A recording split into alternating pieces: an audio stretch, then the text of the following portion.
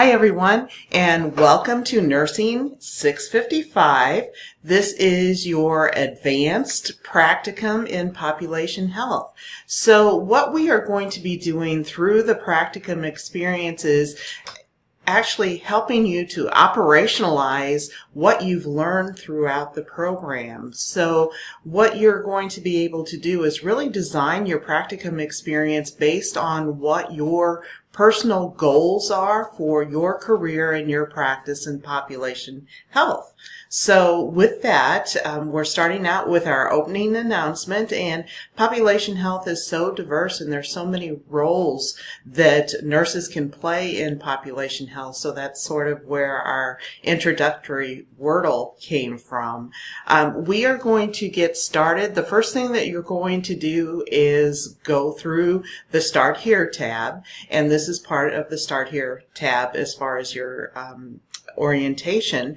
So you're going to go through the orientation, you're going to take a look at the syllabus, you're going to look at the calendar and the rubrics, as well as you're going to make sure that you're either finished or working on your Castle Branch, finalizing your Castle Branch requirements, and you're going to be submitting your practicum documents as well. So I'll show you where all of those components come together. So hold on, let's move on. As in each one of the other courses, the contact information, how to reach me, is included in the faculty heading in the course. So make sure that you access this information if you need to reach out to me. And moving right along, here we are in the Start Here section. So when we're looking at the Start Here section, one of the very key documents, in addition to the syllabus, which is included in this area, is our Matrix for Success. And I'm going to go ahead and open that up for you because it has an outline of absolutely everything you will be doing in this course.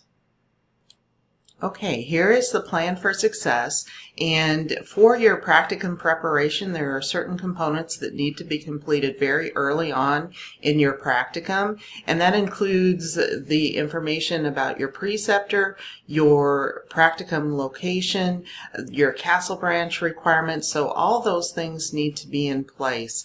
So if you have any questions about doing that, please let me know. If you haven't already done so, the documents are due by January the 25th. And then our first component of the course is actually reevaluating your population health competencies, and that will serve as the basis for creating your goals and objectives for this particular practicum. So this is kind of a dual purpose form that you will be using, and I'll go into that in a little more detail, but you will also include documentation of all your practicum hours on your goals and objectives and log document. Then will be the population-based project logic model you will be completing, and that will serve as the foundation for your population-based project presentation as well.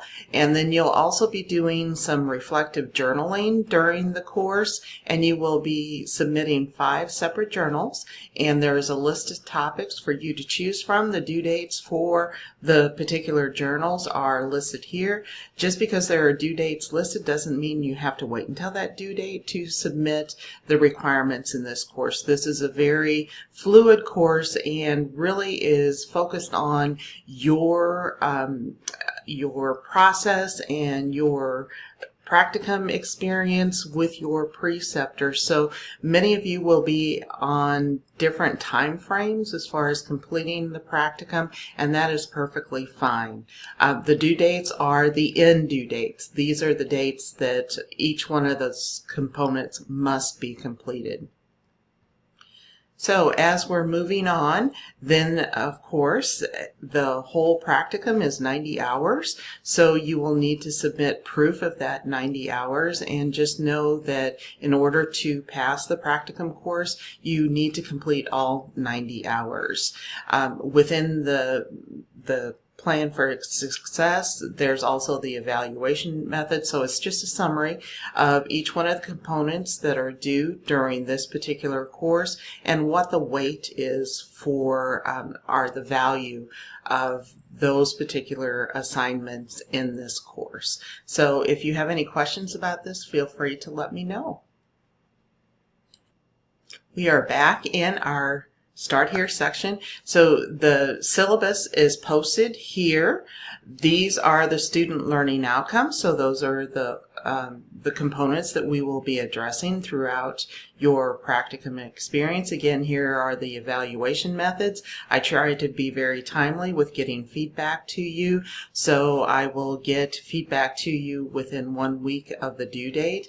And just know that with varying time frames as far as completing the practicums, that your submissions may not be in coincidence with the due dates. It may be well before. So I keep that in mind as well.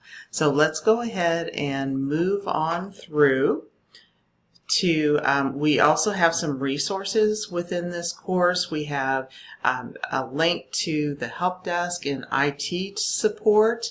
So under this tab, you will find that in the course. And we also have the one-stop library shop. So that's a really easy access for you to get information as far as the different literature that you will need to complete some of your assignments for this course. One really unique component of the practicum course is there's no forum or discussion board. So with that, we're really focusing on that experience-based learning.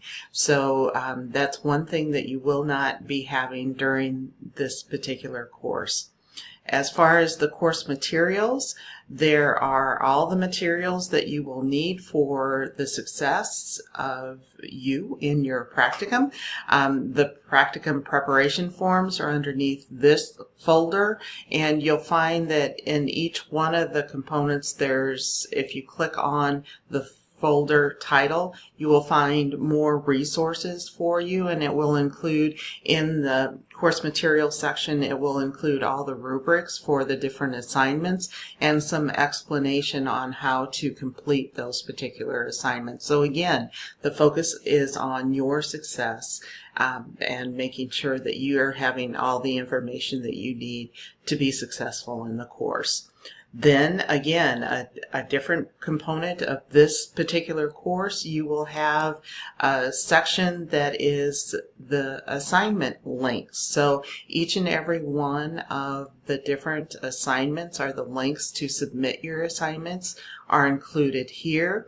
So this is where the structure is very different, and I want to highlight this with you, the fact that there's not particular modules, so to speak. And again, it's because you will be progressing through your practicum at different times and rates based on your preceptor's availability, your availability. So this is a very flexible course, and I want to work with you however we can to make sure that you're getting everything that you need. So feel free to reach out to me if you have any questions or concerns as you progress through, and I will be touching base with you throughout the course as well.